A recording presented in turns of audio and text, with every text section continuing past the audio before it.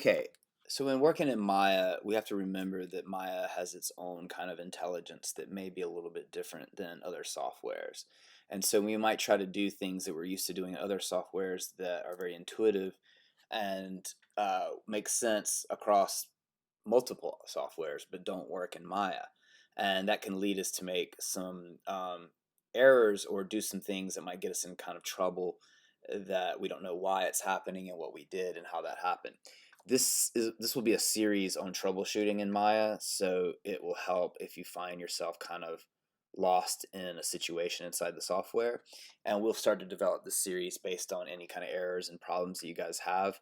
I can only sort of take shots in the dark until I know what sort of issues you're facing, but I'll try to preempt a few of them here based on some things I've seen so far. So one of the issues that someone has had is accidentally selecting the entire mesh when we're just trying to get to the curves. This is completely understandable. Luckily, the model itself is set up and locked so that when you are trying to do that, we don't have to worry about selecting our mesh. When I'm talking about a mesh, I'm referring to this this 3D shape here that when we talk about when we call it a mesh, we're talking about it in terms of something that we're going to plan to render. It's going to be rendered out. If you render this out, the curves won't be there in our render, but this 3D geometry will be. So the geometry is the model, and the mesh is the model prepared to be rendered. It's the way I've always understood it to be, the differences. But so when I talk about a mesh, I'm talking about this model, and when I talk about the curves or the controllers, I'm talking about these colored lines that are driving the joint that's inside the mesh. That joint that's inside is connected or binded or bound to the mesh, so through a skinning process. So our controller's on the outside and it's affecting the joint on the inside, and that joint is affecting the skin. So uh, for those reasons, we don't want to be trying to animate the joints inside or messing with the model on the outside, because then you're starting to mess with the vertices that we'll go over. Or if you've taken a modeling class, you'll understand that this is made up of points, and we don't want to affect those points. We don't want to try to change anything about the sculpture. We want to only affect the constraints that are between our controller and our joints inside, which are connected to the surface, to the model. So that's how Maya is cleverly set up, so that we don't have to try to do anything to the sculpture. So we need to be careful not to do anything to the sculpture. So these things are in place to sort of protect the rig so that it doesn't happen, but you may find yourself accidentally selecting and wonder why. I think this is probably the case. Sometimes you can accidentally select something over here in the outliner, and that is the reason why. So when that happens, I'm not sure why it wasn't able to select off, but I have a feeling that it probably had something to do with that. Usually you can fix that by just simply clicking on your controller and getting off of the model from the outliner. If I want to see what I'm selecting in the outliner, I just click on whatever it is I'm clicking on. I can go over into the outliner, make sure my cursor is over the outliner, and push F, and it'll take me right to whatever it is that I've selected. For our work on this character walk cycle, we're avoiding looking into the outliner. We're trying to prevent from having to do anything there, because it gets complicated and you can easily mess something up if you don't understand how it's put together over here. And you might, while you're learning Maya and getting more used to Maya, you may think you're doing something over here, but you might actually be doing it over here. So be very deliberate in Maya. Be very deliberate before you do something. That doesn't mean don't explore it, because you do need to explore it, and you do need to break things and discover things by accident. It's the only way really to get through it. But we're also trying to prevent from getting behind because you're trying to figure out how to navigate Maya. So just stick inside the viewport and stick to your controllers to do the work. If we need to go over more controllers, what these controllers are doing, we can do that. But if you did want to know what is that controller, you can go into the outliner and see it by just clicking F, and you'll know the name of the controller. So that's some kind of special operation, the role of the heel. The main controllers are the ones you need to be focused on that are doing most of the legwork, no pun intended. So once once you have you have your model moving and things are going fine, and you might run into some problems with your controller. If you have any sort of issues in there, we have up here in your let's see, modify, sorry, we have up here in modify um, your transformation tools. So your transformation tools are all these tools that we're working with the most, like moving it, rotating it, scaling it. So next to each one of these tools, you have a dialog box right here, and it pulls up your tool's settings. So briefly, I'll tell you a little bit about how Maya is operating with our axes and how it's thinking. It's thinking on two different coordinate systems. We have a world space. Well, actually, we have multiple spaces here, but the two main ones that we'll be thinking about are world or object. There may be an accident. You may have an accident where you slip out of one and into the other and don't realize it, or you may need to go from one into the other. So the world coordinate system is set up to match the entire space that we're working in, whereas the object coordinate system is local. It's local to this character. So if something's turning, it's turning in the world space, and there's going to be times where you need that, and there's going to be times where you need the world space. We're working in world space for now. We're not really worrying too much about that. But if you find you find it hard to understand what's going on, you may have accidentally switched that out. So we'll go over that a little bit more in another class, but that could be a possibility. I don't think it's going to happen too often, but that could be something that you may want to take a look at if there's a problem.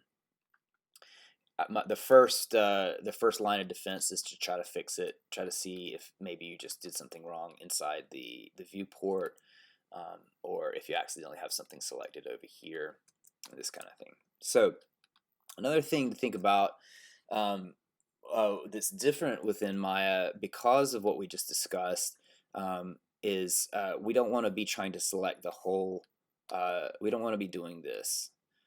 In this case, it'll probably be okay because we have the mesh locked, but just to be safe in our work together, to get you in the habit of only working with the controllers, better to just go ahead and turn off your polygons and just get used to thinking about these as two separate systems instead of trying to do it all at once.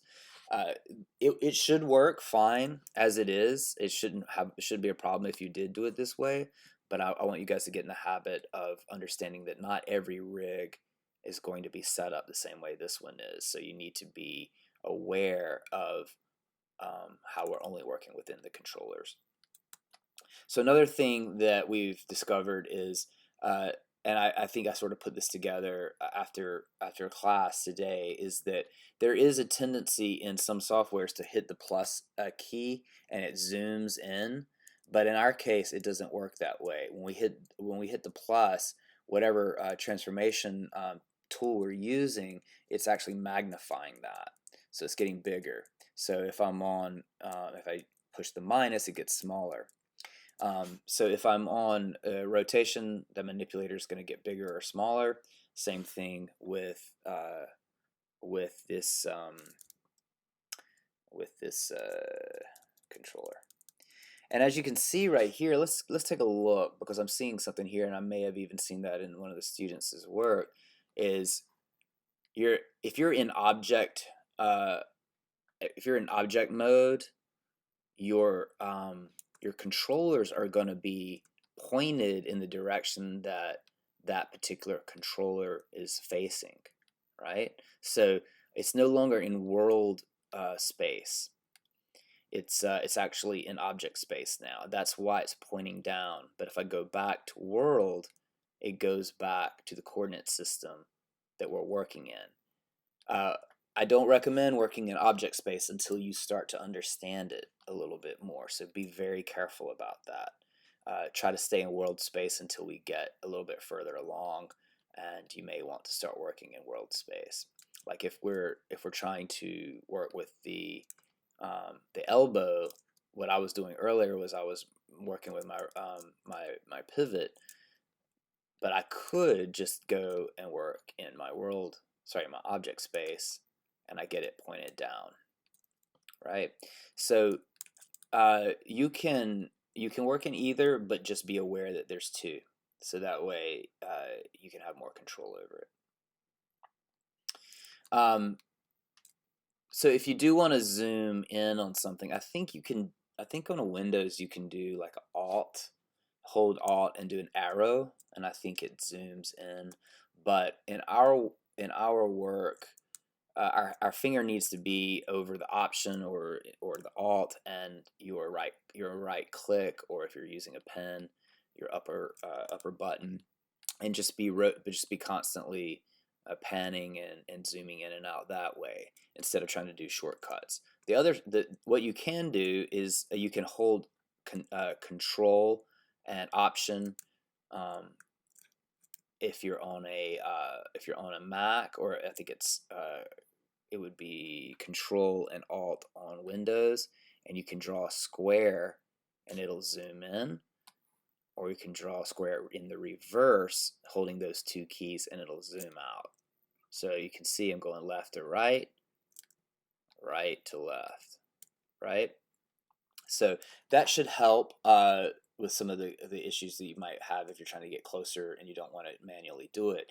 If you want to manually do it, you hold the Option or the Alt and you push in with the right mouse button and pen, and you rotate by holding that same button, the Alt or the Option, and you with your pen, or I'm not sure with a mouse, but with a pen you're just dragging it across the pad.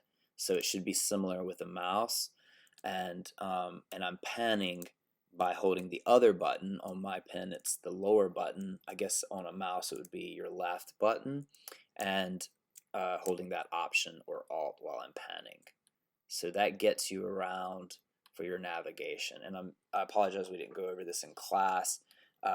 It's definitely up to me to make sure you guys know that.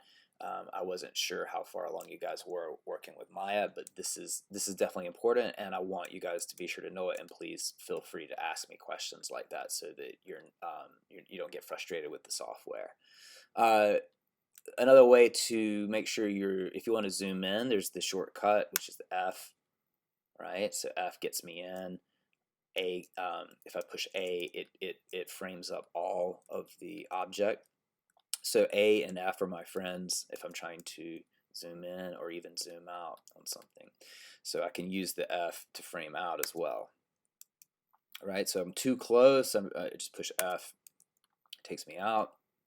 Too close, push A, takes me all the way out. Very quick way to navigate there. I think, trying to think if there's anything else that I've noticed maybe causing a problem. If you do want to see the scale change of your manipulator, like I said, the plus and the minus is doing that, but also just don't forget that there's a mathematical computation happening here that keeps it's multiplying in and out as it's going closer. So you shouldn't have to worry about resizing your manipulator. There might be a time where you want to do it to get closer and see things. I very rarely even think about that when I'm working, but it may be something that you want to do. Usually it comes in just the way I like it, and it's fine. Other than that, I think this is a pretty good first video on troubleshooting with Maya. things that you may not know about. Another thing that may happen if you find something is selected and it's not working, there's up here called object mode and component mode up at the top. Select by object or select by component. This is more of a modeling concern, and the object is the whole object, while as the components are parts of that object. So when I have it selected, you can see I have all these vertices selected here that's in the sculpture. Luckily, the model is set up, the rig is set up, so I can't do anything to it, even if I wanted to. I don't know what I just moved. I think I just moved a controller, but it's so there's a controller in there I didn't know about. So the component mode is something used in modeling. It's much more useful in modeling. But if you find yourself seeing this with all these vertices and you're wondering what in the world happened, you're probably in component mode, and you can't do anything with your curves. So if you want to change that, up here, and you have your options, you go back to object mode. That can also happen by accident. If you accidentally click spacebar, or you do a hotkey, it can happen as well there. Like, let's see. I don't know. So anyway, those modes are this is a short, these are shortcuts in here, and that you can accidentally click something in there as well. Be careful, move deliberately, because if you start to do things and you don't know why, you can back yourself in a corner really bad. Like, see right there, if I start dragging something, I'm holding something, I might accidentally select something. So when you're working, be very deliberate. And if you need to test things, it's fine, but do it slowly. Don't push your buttons slowly, but do your procedure slowly. Make sure that you know what you're doing as you're doing it, and don't back yourself into a corner as you're working. It happens though, guys. It definitely happens, and no shame if it does. We can figure it out. These sorts of things do happen. I would recommend a couple of things: going through the Maya help, which I gave you a link in Canvas, and using Maya's help guide to sort of learn Maya and spend some time every day outside of the animation, just learning Maya while you have a free student license. It's a great um, privilege to have it available to you. So you can also go up here, and while you're working and you have free time, and just out of curiosity, just start to study some of this stuff and see what's happening, because there's a lot going on that we wouldn't be able to cover in a single semester. So we'll keep working on troubleshooting through Maya, but hopefully that gives you a kind of breakdown of a few things that could be happening if you run into problems. You might find yourself in a mode that is unfamiliar to you, and you've got to find a way to get out of that mode if that happens.